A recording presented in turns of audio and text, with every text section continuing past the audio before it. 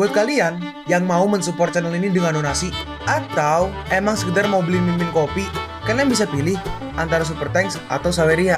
Gue sih nggak masalah kalian pilih yang mana. Cuma kalau bisa, lewat Saweria aja. Soalnya kalau YouTube, potongannya gede, 30%. Kalau Saweria, cuma 5%. Untuk link Saweria, kalian bisa klik aja di atas kanan nih. Atau bisa cek di kolom deskripsi. Tapi kalau mau support, nggak harus donasi kok. Dengan kalian nonton sampai habis, dan memberikan like pada video ini, itu udah ngebantu banget buat support channel ini. Oh iya, kalian juga bisa join nih ke grup Telegram komunitas cerita manhwa yang baru. Untuk linknya, gue tampilin di layar ya. Tapi kalau malas ngetik, cek aja kolom deskripsi.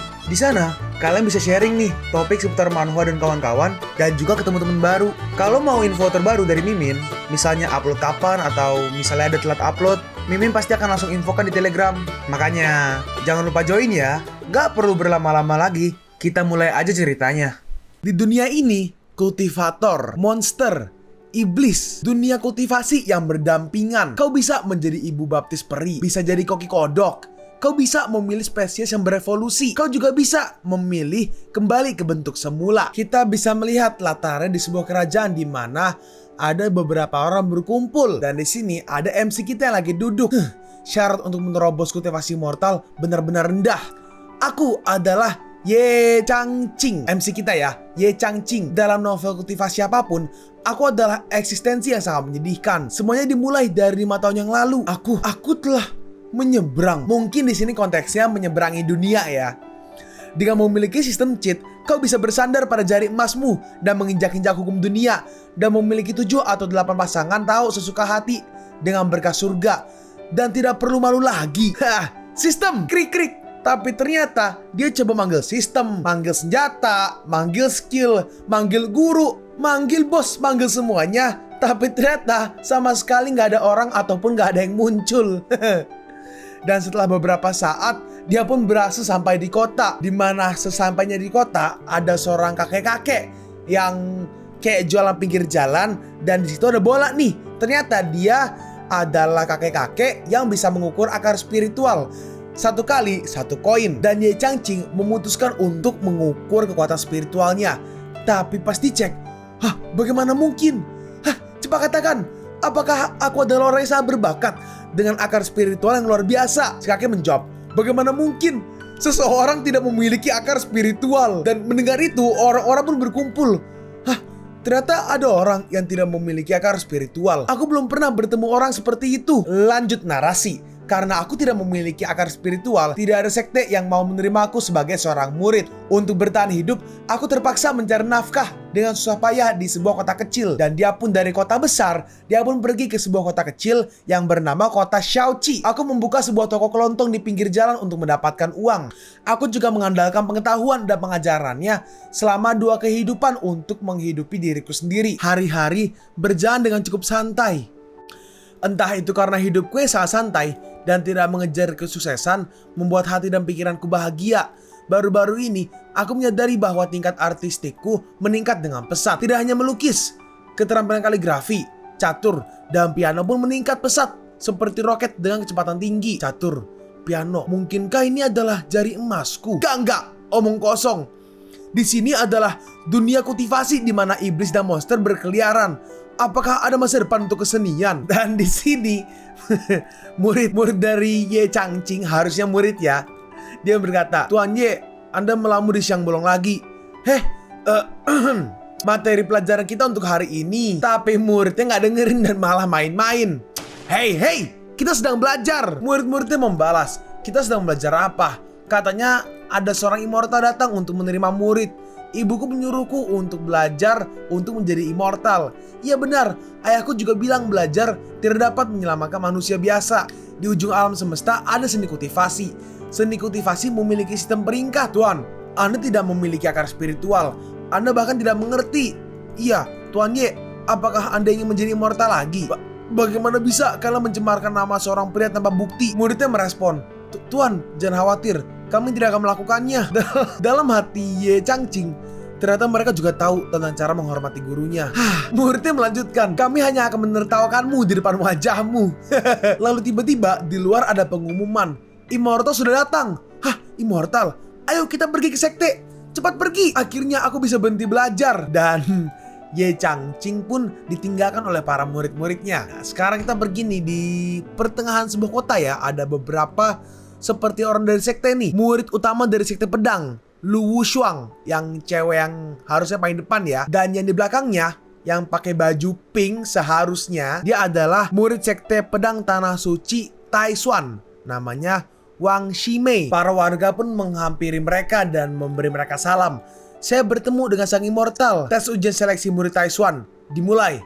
Baik, bawahannya berkata, bagi semua yang ikut seleksi berbaris dengan rapih, datang satu persatu. Nama anak ini dipanggil Li Kousheng, tidak punya nama besar. Dalam hati orang ini, semua anak-anak di kota ini terlihat lemah dan tidak berguna.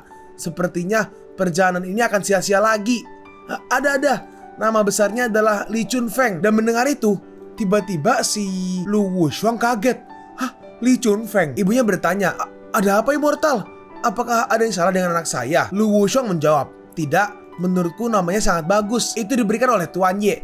Dia adalah orang yang paling berpengetahuan di sini. Dalam hati Lu Wushuang, tidak kusangka di kota ini ada orang dengan sikap seperti penganut Taoisme.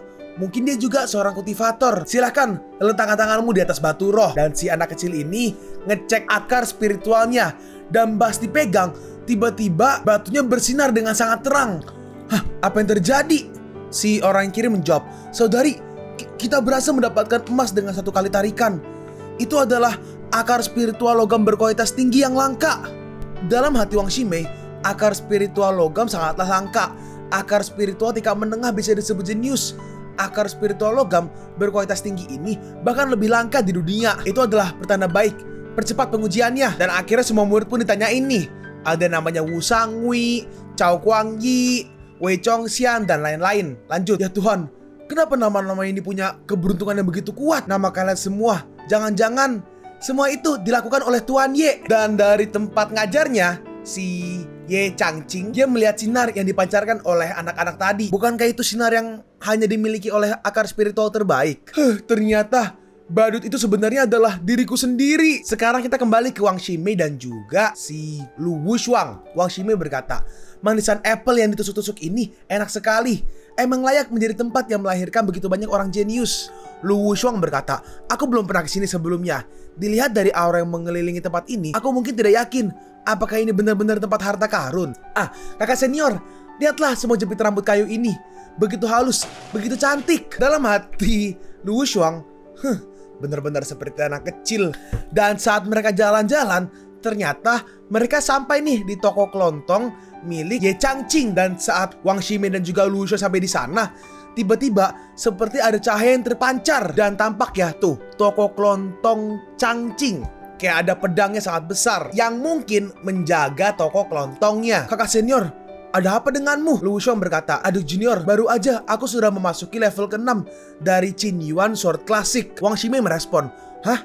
Tetapi guru mengatakan bahwa kau baru aja melewati tingkat ke-5. Diperlukan setidaknya 70 tahun untuk mencapai tingkat ke-6. Dalam hati Lu Wushuang, hanya dengan melihat sekilas kata-kata di papan nama itu, tingkat kultivasiku meningkat pesat. Orang yang mengukir papan nama ini pastilah seorang pendekar yang hebat. Lu Wushuang berkata, ayo masuk dan kita lihat dulu. Mereka berdua pun masuk ke dalam dan bertemu dengan Ye Changqing. Seorang pengunjung. Dalam hati Lu Wushuang, orang ini benar-benar luar biasa. Sepertinya dia adalah seorang ahli yang sudah mencapai pencerahan. Tapi tidak ada tanda-tanda aura spiritual pada dirinya. Sepertinya dia hanya seorang manusia biasa. Dalam hati Ye Changqing berpakaian elegan dan berdandan cantik. Dia pasti seorang kultivator wanita dari tanah suci Taishuan. Mereka tidak peduli dengan harga saat membeli barang-barang. Ini adalah kesempatan untuk menjadi kaya. Ye Changqing berkata, kedua tamu bisa bebas memilih. Barang-barang toko ini pasti bagus dan murah. Aku jujur dan tidak akan membohongi kalian. Lalu Lu Wushuang pergi melihat sebuah lukisan. Ini apa ini? Lalu lukisannya seperti memancarkan kekuatan. Dan Lu Wushuang langsung mengeluarkan pedangnya. Dalam hati Lu Wushuang, kekuatan yang dahsyat di dalam lukisan ini bukanlah sesuatu yang bisa kutahan. Mungkinkah ini pedang ilahi yang seperti dalam legenda? Nia pedang mengalir ke 7 meridian dan 8 meridianku dan memasuki setiap celah spiritualku. Aku sepertinya akan penerobosan. Dan ternyata Lu Wushuang dia melakukan penerobosan guys. Qin Yuan Sword Classic yang ditulis oleh wanita bernama Chong. Menerobos, gua gak tahu itu apa. Lanjut, Lu Wushuang bertanya, permisi, siapa membuat lukisan ini? Dan siapa orang yang ada di dalam lukisan tersebut? Dalam hati Lu Wushuang, Sepertinya Immortal ini benar-benar ingin membelinya. Dan dia sudah mulai bertanya kepada pembuatnya. Hari ini, potret diriku ini mungkin bisa dijual dengan harga tinggi. Aku merasa malu mengatakannya. Tapi pelukis karya ini dan orang yang ada di gambar ini adalah diriku sendiri, Ye Changqing. Lukisan ini hanyalah sebuah potret diri, sebuah sketsa latihan biasa aja, karya yang dangkal. Dalam hati Lu Wuxiang, potret diri sendiri, sketsa, dangkal. Pedang dalam lukisan itu, niat dan esensinya itu bukan tingkat yang bisa dicapai oleh kultivator biasa. Kedua Immortal, tolong jangan tertawa. Dalam hati Ye Changqing, emangnya kenapa? Emangnya siapa yang belum pernah mengalami masa Cuunibyo? Ya TTA lah, yang ngerti ya. Oke bagus, kalau nggak ngerti ya tinggal cari aja di YouTube atau di Google Cuunibyo apaan. Lanjut, ini cukup dangkal. Gaya rambut dan pakaian ini sama sekali tidak menarik perhatian. Lu Wuxiang membalas, Junior, kultivasimu masih dangkal dan kau belum memahami arti sebenarnya. Jangan bicara omong kosong. Dalam hati Lu Wuxiang, apakah dia benar-benar tidak memiliki selera yang bagus? Dalam hati Lu Wuxiang, orang ini muda tapi berpenampilan menawan seperti permata. Dia memiliki karisma yang unik meskipun tidak terlihat tajam. Kenapa jejak kekuatan pedang tidak terbatas dalam lukisannya? Tunggu sebentar. Tidak terlihat tajam. Aku tidak bisa merasakan chi kultivasi dari orang ini. Apa mungkin karena orang ini memiliki kultivasi yang jauh lebih tinggi dariku? Atau apakah dia sengaja menyembunyikan chi kultivasinya? Jika tidak, bagaimana bisa tokoh kelontong tua ini memiliki begitu banyak pesona? Dan bahkan lukisan dirinya sendiri aja yang sederhana bisa membantuku mengatasi kemacetan. Lalu tiba-tiba Lu Wuxiang memberi hormat. Saya, Lu Wuxiang, murid Tanah Suci Taishan, memberi hormat kepada senior. Ye Changqing berkata, ini Immortal, saya seorang manusia biasa. Saya tidak bisa menanggung sebutan senior. Dalam hati Ye Changqing, jangan coba-coba untuk menawar denganku. Aku tidak akan pernah memberi kesempatan untukmu. Dalam hati Lu Wuxiang, orang biasa. Dengan banyaknya warisan tahu seperti ini, dia berani menyebut dirinya sebagai orang biasa. Aku mengerti. Kultivasi senior ini bertentangan dengan langit. Jadi dengan hidup mengasingkan diri di sini, dia pasti memiliki makna yang dalam. Jika aku berbicara tidak pantas dan mengungkapkan rahasianya, aku pasti akan membuat orang dengan kultivasi tinggi ini marah. Dalam hati Ye Changqing, wanita ini datang dan sangat hormat kepadaku. Mungkinkah dia ingin mendapatkan sesuatu dari tokoku secara gratis? Dalam hati Lu Wuxiang, saat berbicara dengan orang yang tidak terkalahkan, kau harus selalu berhati-hati. Lu Wuxiang berkata, para pendahulu saya tidak tahu apa-apa tentang itu. Tetapi Wuxiang menyukai kaligrafi dan lukisan sejak dia masih kecil. Karya agung Anda telah mengajari saya banyak hal, dan saya pasti dapat menyandang kata senior. Dalam hati Ye Changqing, oh jadi begitu. Ternyata kau adalah gadis manis yang mengagumi karyaku. Akar spiritual aku tidak punya. Tapi berbicara soal menekuni seni, kalian para kultivator semua terlalu lemah. Ye Changqing berkata, kalian berdua bisa menjelajahi seluruh toko. Toko ini tidak hanya menjual lukisan dan kaligrafi, tetapi juga kebutuhan sehari-hari. Wang Ximei bertanya, Tuan, kenapa Anda menaruh ranting kering dalam pot bunga? Ini adalah tanaman pot chen. Hah, Tuan, kenapa buah-buah ini lengket dan kering? Ini adalah manisan buatanku sendiri. Dan Tuan, kenapa wanita itu tidak mempunyai lengan dan pakaian? Ye Changqing menjawab, karena dia adalah wanita tercantik di dunia. Dalam hati Lu Wuxiang, patung ini pada pandangan pertama terlihat merendahkan, rusak dan tidak bisa diterima. Tetapi di dalamnya seolah-olah terkandung keindahan yang tak dapat diungkapkan. Memang tidak peduli bagaimana kau mencoba memperbaiki lengan yang hilang, itu tidak akan pernah sempurna. Ini adalah pemahaman seorang ahli di dunia luar. Apa kebutuhan sehari-hari toko ini juga semuanya adalah barang immortal? Dalam hati Ye Changqing, baik sekali pertanyaan. Kalian mau beli atau tidak? Dan Tuan, berapa harga 2 jepit rambut kayu ini? Angka ini. Dalam hati Ye Changqing, tidak peduli itu 3 tile perak atau 3 batu spiritual, aku akan menghasilkan banyak uang. Tapi pas si Wang Ximei mau bayar, tiba-tiba ditahan sama Lu Wuxiang. Tunggu sebentar. Dalam hati Lu Wuxiang, menukar benda berharga dari dunia kultivasi sama aja dengan mempermalukan para pendahulu. Gerakan ini mungkin tampak biasa di permukaan, tetapi sebenarnya mengandung prinsip yang tidak terbatas. 3 jari yang terangkat menyiratkan keberadaan segala sesuatu. Lingkaran yang dibentuk ibu jari dan jari telunjuk melambangkan kesempurnaan dan juga berbentuk koin tembaga. Oh, aku mengerti. Ini memberitahu kita takdir sudah sempurna. Berikan 3 koin tembaga. Dan Ye Changqing pun dikasih koin tembaga. Ini, mohon terimalah senior. Hanya 3 plat tembaga. Dalam hati Lu Wuxiang, untungnya aku bereaksi cepat. Jika adik junior menggunakan batu spiritual dan ini membuat Tuan Immortal marah, konsekuensinya akan sangat mengerikan. Dalam hati Ye Changqing, orang yang berkultivasi keabadian lebih pelit daripada pemilik toko Qing yang memiliki restoran. Bulan ini angin barat laut akan bertiup lagi. Lu Wuxiang melanjutkan, senior, Junior ini masih ingin membeli lukisan itu. Dalam hati Lu Shuang, meskipun lukisanku indah sekali, tapi kau hanya memberiku 3 koin tembaga. Kau juga bilang kau menyukai kaligrafi dan lukisan, tapi kau sama sekali tidak menghargai karyaku. Ye Changqing mau memberikannya. Ini, simpan dengan baik immortal. Dalam hati Ye Changqing, tahanlah. Dalam dunia kultivasi ini, penting juga untuk terus menjaga hubungan. Aku harap kau bisa paham dan membiarkanku memeluk paha besarmu. Senior, saya ingin tahu, apakah Wu Shang bisa datang dan menanyakan beberapa pertanyaan tentang kaligrafi dan lukisan? Dalam hati Lu Shuang, jika aku bisa mendengarkan ajaran dari para ahli beberapa kali lagi, bahkan jika aku harus mokat, aku tidak akan menyesal. Asalkan immortal bersedia, Anda bisa datang kapan aja. Dalam hati Ye Changqing, kalau kau terus berulah seperti ini, aku akan terpaksa tidur di jalanan. Dan Lu Shuang dan juga si Wang Ximei pun pergi. Wang Ximei bertanya, kakak senior Lu, ada apa denganmu? Kenapa kau begitu bahagia? Baru saja, kakak senior sudah menerobos ke tahap ke-7 dari pedang klasik Qin Yuan. Hah? Kakak senior, kau tidak bercanda kan? Itu baru sebentar. Diperlukan setidaknya 70 tahun bagi tahap ke-5 untuk menerobos ke tahap ke-6. Dan kalau kau ingin menembus tahap ke-7, dibutuhkan setidaknya 200 tahun. Mungkinkah itu karena pemilik toko yang muda dan tampan itu? Lu Wushang menjawab, benar, seorang senior itu. Dia adalah sosok yang tidak tertandingi. Hari ini, dari segala hal yang terlihat, orang tersebut memiliki keahlian yang luar biasa. Sudah aku bilang terpengaruh olehnya, tapi belum tahu apakah itu berkah atau bencana. Ya sudah, ayo kita pergi. Kita akan membawa murid baru kembali ke Tanah Suci untuk mengikuti ujian tangga langit. Aku harus mempertimbangkan hal ini dengan hati-hati sebelum memutuskan bagaimana memberitahu guruku dan para guru yang lainnya. Sekarang kita kembali ke Ye Changqing. Para murid yang tidak berbakat semua mendapatkan perhatian dewa. Menjual satu lukisan dengan harga murah. Ye Changqing, kau sudah dianggap tidak berguna. Berapa lama kau akan terus bertahan seperti ini?